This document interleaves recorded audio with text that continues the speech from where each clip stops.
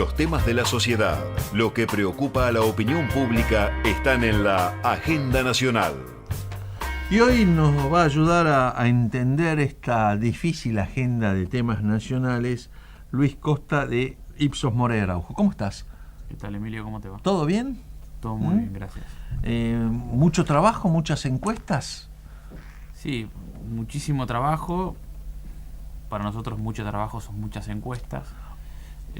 Igualmente nosotros tenemos una buena combinación entre encuestas políticas y también mucho análisis de lo que ocurre con las empresas y la política. Exactamente, porque Ipsos es una empresa que en todo el mundo hace análisis de cuestiones de marketing, de productos, de cómo están determinados, sí, pero además de imagen de marca, ¿no? Todas esas cuestiones. Sí, igual nuestro sector adentro de la compañía se ocupa de hacer análisis de reputación corporativa y tiene que ver no tanto con la habilidad o no comercial de una empresa, o sea, su éxito económico, sino además cómo es vista la empresa como si fuera un actor social más, ¿no? Imagen del político, digamos, casi como la imagen de los políticos. Exactamente, para las empresas. Y lo que ha ocurrido en los últimos 10 años es que el gobierno nacional ha transformado un poco el espacio público de las empresas y las ha sacado, digamos, de la góndola del supermercado para ponerlas en un lugar de discusión política, ¿no? Entonces, bueno, un poco en serio, un poco en broma, te voy a hacer la pregunta que todo el mundo político y periodístico quiere saber. ¿Massa va o no va? Bueno, Massa ha tardado tanto en responder esto que creo que ni Massa sabe, ¿no? la respuesta. Es como esos jugadores de fútbol que hacen tantas gambetas que después no sabes si va a tirar al centro, si se va a enredar con la pelota o va a terminar en el ridículo. Por ejemplo, Orbiti en Boca. Bueno. Un ejemplo, a veces Orbiti en Boca, es verdad. A ver, yo te diría que imagino que hay un poco más de chances de que juegue que no, pero realmente es imposible saberlo. Si todos estamos haciendo la misma pregunta es porque nadie tiene la certeza, así que ahora, es normal seguir respondiendo con otra duda. Ahora ¿no? sí, ahora me voy a poner un poquito más serio porque pobre, esa es una pregunta casi a título personal que le he hecho a Luis. Sí. Pero ¿es realmente un elemento que modifica todo el tablero como venimos sosteniendo hace unos meses? Absolutamente. Qué bárbaro. La aparición de Massa como... digamos, en realidad la aparición de Massa en la discusión pública tiene una secuencia, ¿no? Que tiene que ver con que primero a mitad del año pasado él empezó a subir sus niveles de imagen de manera notable para transformarse en 2 o 3 meses nada más en el dirigente con mayor imagen positiva. Él llegó a tocar un techo del 65%. ¿Eso por Gran Hermano en Tigre, nacional, digamos? Es decir, por su exposición en la televisión, porque digo, ¿hay alguna razón política que vos encuentres? ¿Ustedes se han preguntado por qué? Bueno, internamente, aunque sea. La verdad que uno de los temas donde más fuerte ha pegado tiene que ver con que él es una de las personas que más está identificada con poder resolver el problema de la inseguridad. Pero volviendo al tema esto de la secuencia, ¿no?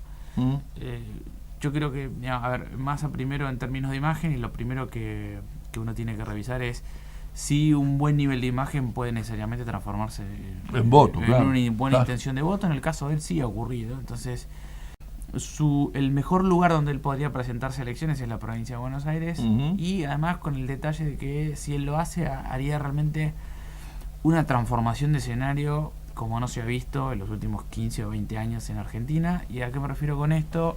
Tengamos en cuenta que el escenario político nacional está estancado hace 10 años o un poco más, como en un juego de opuestos en los cuales tenés una oposición que ya es vista como antigua y que ya ha tocado su techo, porque es muy poco probable que los opositores tengan muy buenos desempeños electorales más allá de algún caso que hayan tenido. Es decir, lo máximo que pueden aspirar es a repetir algún buen desempeño electoral, que al sumo será el 30 y pico %, y después por el otro lado tenés al gobierno nacional que tiene sus vaivenes, subas y bajas, generalmente explicados mucho más por cuando la presidenta es candidata, el gobierno tiene un techo muy grande, cuando ella no es candidata y tiene que poner como opciones de electorado a las figuras que están identificadas con el gobierno nacional, que son figuras generalmente que tienen mucho más rechazo que la presidenta, esas figuras tienen un techo corto. Entonces, lo que está pasando con Massa, a diferencia de Scioli, es que él ingresa dentro de la discusión electoral y política con un posicionamiento, es decir, para la gente, él no es ni esta oposición antigua y conocida y aburrida para la gente, y tampoco es el oficialismo que yo conozco. Oficialista. Claro, entonces él toma votos, digamos que su composición de votos está en un 60% de voto oficialista, pero también tiene un 40% de su voto que proviene del ala opositora. Entonces, eso lo hace prácticamente imbatible. Es decir, las herramientas que puede tener el gobierno nacional para pelear contra Massa es para tratar de que los que naturalmente lo votarían vuelvan a votarlo. Y los opositores, con Massa jugando, tendrían una elección aún peor. Porque, por ejemplo, Francisco de Narváez está haciendo un enorme gasto en campaña publicitaria e inclusive apareciendo por todos los medios de comunicación.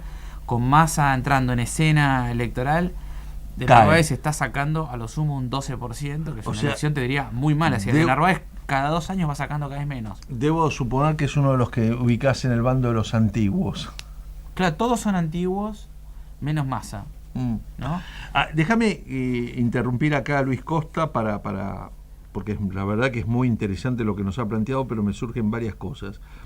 Una reflexión personal que podés compartir o no, Luis, pero digamos, si un actor en un sistema político produce semejante terremoto, lo que está evidenciando es que muchas de las premisas del relato que volvió la política con los Kirchner no es cierto, porque lo que hay es una debilidad institucional enorme, ¿no? Digamos, me parece que que esto de alguna manera también está demostrando que no hay partidos políticos, que la opinión pública sigue siendo muy fluctuante y que no está bien canalizada por el sistema político, ¿no? Por el sistema institucional. Bueno, a ver, en Argentina te diría que desde el fracaso de la alianza... Y digamos 2001, desde que se inhabilitaron los partidos políticos, pero no lo hemos reemplazado por un sistema sólido. Desde la crisis de la salida de Chacho Álvarez del gobierno, a partir de ese momento... Yo coincido con vos. A partir de ese momento se ha consolidado una situación de no partido político. Y voy a agregar un adjetivo, la irresponsable salida de Chacho Álvarez del gobierno de la alianza, claro, bueno, ¿no? Porque la historia ya hoy la puede juzgar, una barbaridad lo que hizo Chacho Álvarez. Bueno, estamos en esa situación, ¿no? A ver, la consecuencia es, aquellos países que tienen instituciones de partidos políticos que uno podría detectar como medianamente robustas, tienen una orientación del electorado mucho menos volátil que lo que ocurre, por ejemplo, en Argentina o en otros países donde la política se está por construir. ¿Qué significa esto? Pues es que la identificación, ya que hacíamos un comentario sobre el fútbol, la identificación política se parece mucho a, por ejemplo, la identificación futbolística o la identificación, por ejemplo, de identidad sexual. Es decir, una vez que asumiste se da el primer paso, que la cambies, uno no cambia. Ahora, para que eso ocurra, uno necesita una referencia a la cual agarrarse. ¿Qué quiere decir esto? Es prácticamente imposible que un peronista pase a ser radical, ¿no? Y es prácticamente imposible que un radical pase a ser peronista.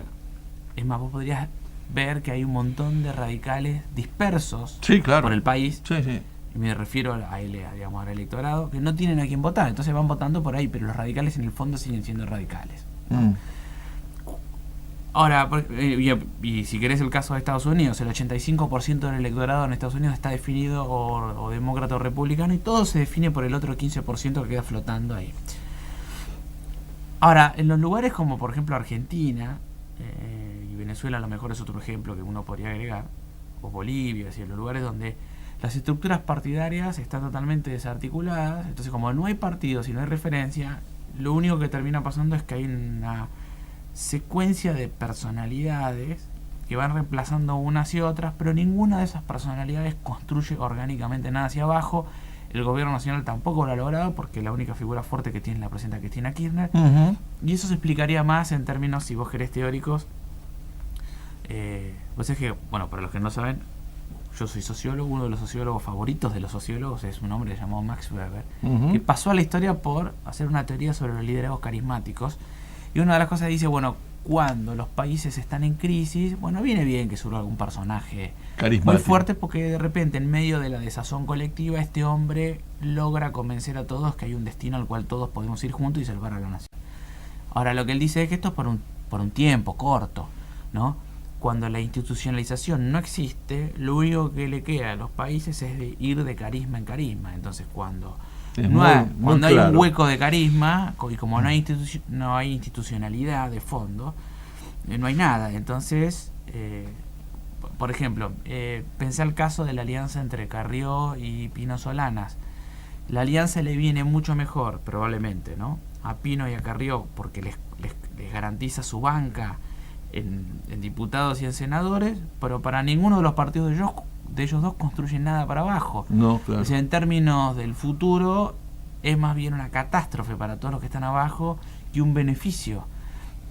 Termina siendo una alianza de figuras. Carrió está contenta porque, digamos, va a recuperar su banca. Pino debe estar fascinado porque justamente va a poder senador, estar en el Senado. Claro.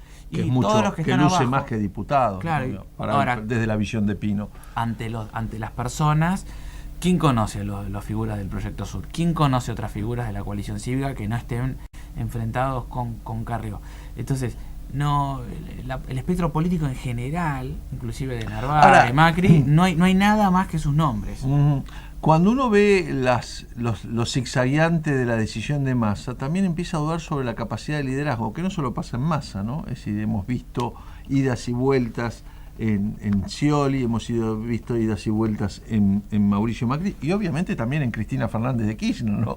Entonces, estamos en un serio problema en la Argentina, porque no se da ni institucionalidad, desde el momento que vos bien marcaste, que es la renuncia de Chacho Álvarez y la crisis de los partidos políticos, y eso que llamamos liderazgos carismáticos son más carismáticos que liderazgos, ¿no? Bueno, son liderazgos carismáticos en el sentido técnico de liderazgo carismático, pero lo comparás con líderes del pasado y son muy vacilantes, ¿no?